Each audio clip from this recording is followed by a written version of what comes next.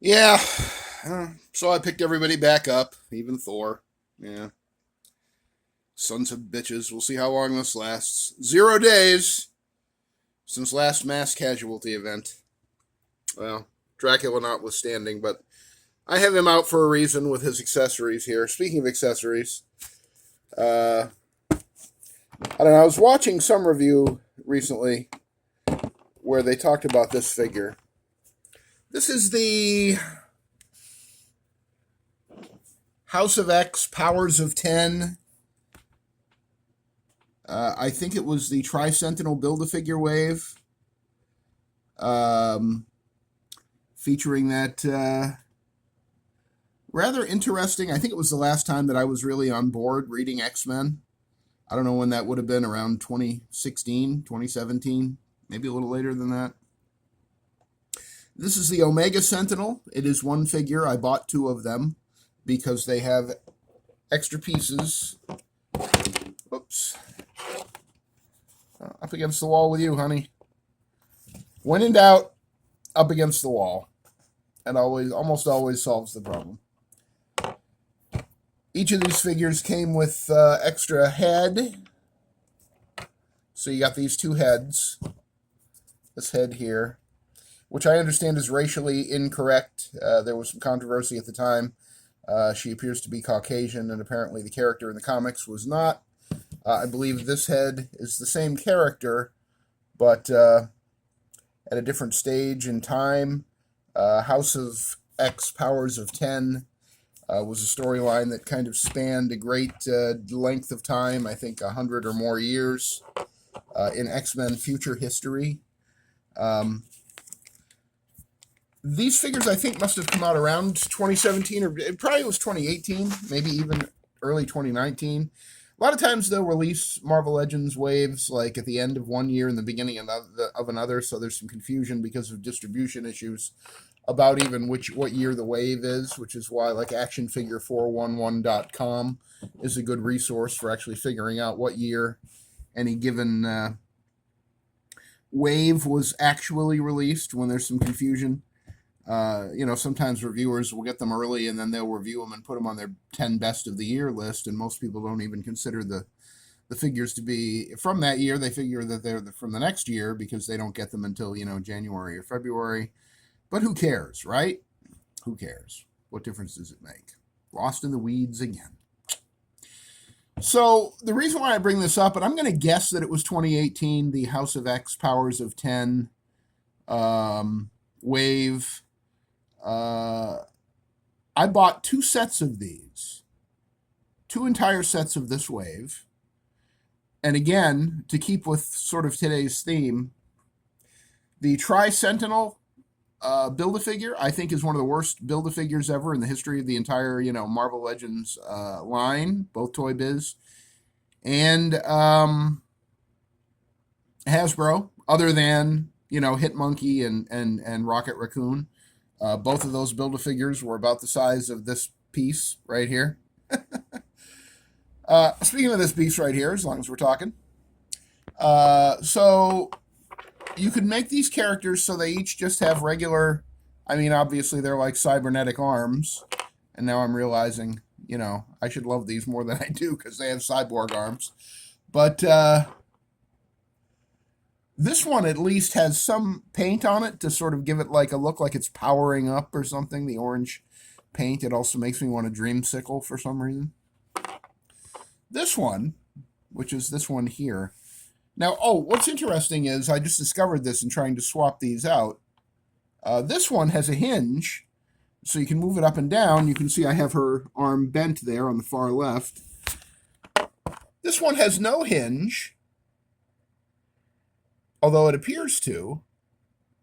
Well, maybe it does. It does look like it could be a hinge.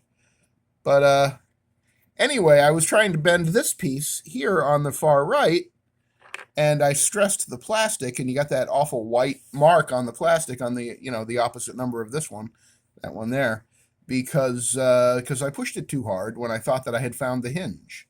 But now that I look at it again, it looks like there may be a hinge. I don't know. Maybe it was just stuck. Maybe I was moving it in the wrong spot. But look how cheap. Look how cheap. And these are nice looking figures. Racial incorrection or the racial mistake that they made at the factory or whatever, notwithstanding, they look pretty good, don't they?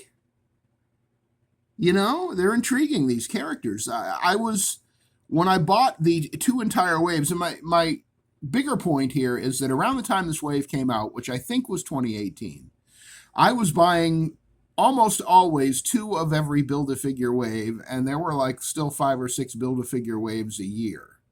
I was spending a lot of money on Marvel Legends in 2018. And if I spent more than $250 on brand new Marvel Legends in 2025, I'd be very surprised. That's how badly the quality has declined, the reliability. You can't trust them. You can't trust that you can buy a figure and the arm isn't going to fall off. You can't trust that the figure is going to have a chest like the Maximum Hulk. You can't even trust that he has a chest. Just a piece of rubber that squishes in when you push on it and tears easily, you know? So, yeah, those were the glory days for me when I was just willy-nilly going in and buying. I can remember I bought 2 sets of the Retro Fantastic Four wave the day it came out. Bought 2 full sets of that. Other than Psycho Man and the High Evolutionary, which I never really cared for those figures. I don't regret having 2 sets of those. I don't still have them all, of course, but I think I might have 1 or 2 of them. The doubles of those. But, damn, don't they look good? The whole aesthetic of that run of comics, and I'm trying to even remember who wrote those, was it Jonathan Hickman?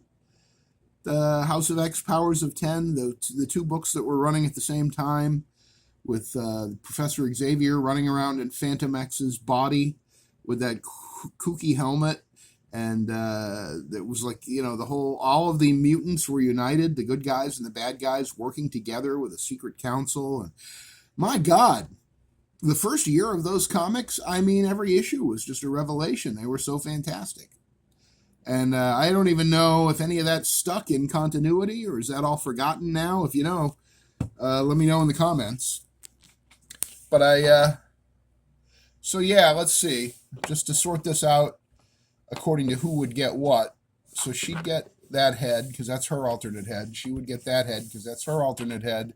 And then she needs her right arm and she needs her left arm. And this piece goes to her. So each of these, those are the swappable parts for these guys.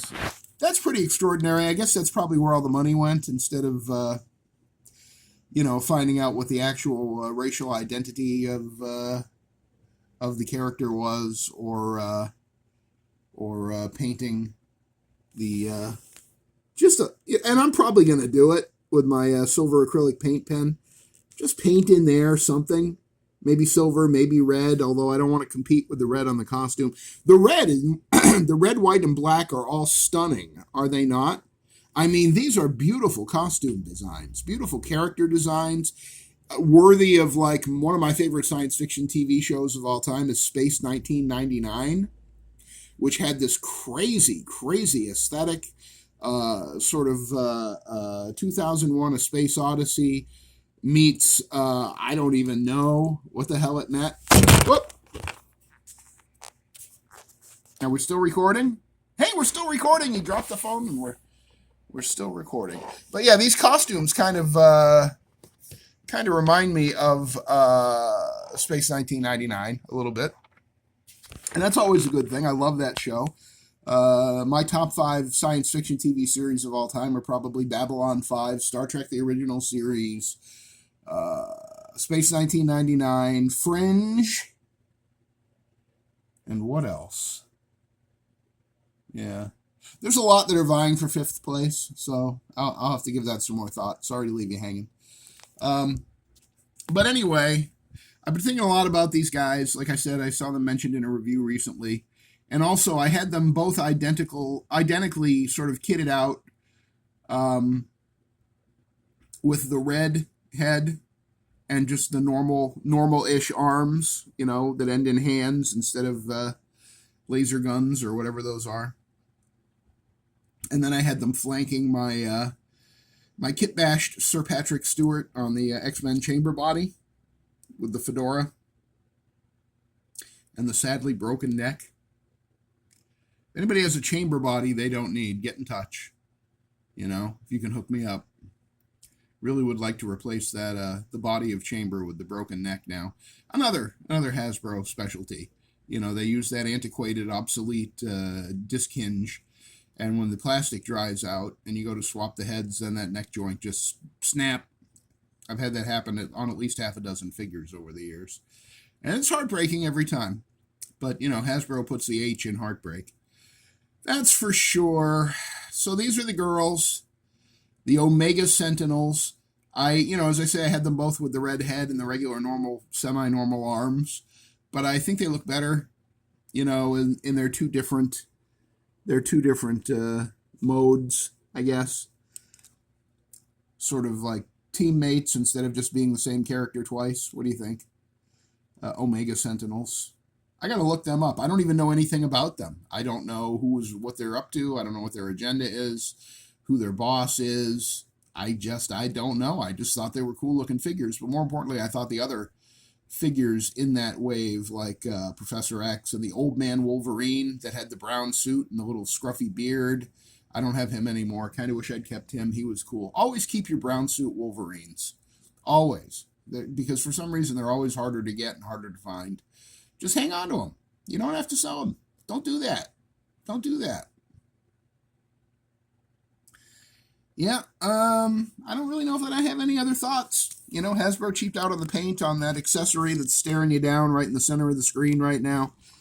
You know, the other one looks good with a little bit of orange there. It wouldn't have taken much. They could have just used a little extra orange inside there, a little Agent Orange, but they didn't. Hasbro never fails to fail. It's the easiest thing to do. Do you know that song, by the way? All right, I guess we're done looking at the Omega Sentinel. I just wanted to take a peek at these gals, and this one, by the way, is balancing her is interesting because that hair is very heavy and very unforgiving and very unwavering. Her hair is here. Watch. I don't think it's painted, so I don't think this will hurt it at all. But I'm gonna drop it. You listen to this. You know, this is heavy. Heavy hair. Heavy hair. You know, hair is the interesting thing about 1/12 scale action figures because you're never going to have, like, Barbie hair, you know, that's made out of some sort of material that looks like human hair and have it look good. If you're aware of any 1/12 scale 6-inch action figure they've ever done that on, I'd like to know. Because it just seems like it's not possible at that scale because hair is so fine. You know, it's barely possible with, like, the 12-inch Barbies. Right?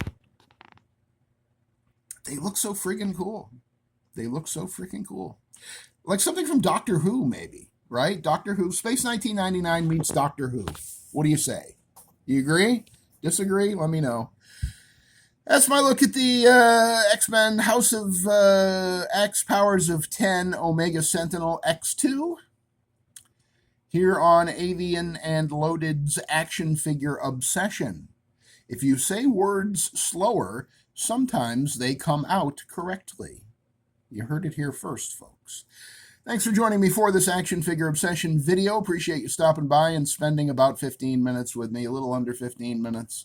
Trying to keep track of the time, don't want to waste your time, and did a couple of long ones today, the sort of two-part supernatural demons and monsters, and getting to the bottom of my action figure obsession and not even understanding why not only did I buy the complete Blackheart Build-A-Figure wave, but why do I still have them all? It's baffling. Should I be concerned? Should I seek professional help? I don't know. But yeah, I do appreciate you stopping by and spending part of your day with me. I always do. I mean, you got other things you could be doing. I know that. You know that. the fact that you enjoy this enough to keep coming back, I can't thank you enough. If you liked the video, please do give it a thumbs up. If you hated it, give it a thumbs down. That's fine. And please like, comment, subscribe. Hit the notification bell when you subscribe so that you'll find out the next time that I start mouthing off about action figures or anything else. And I guess I will see you on the next Action Figure Obsession.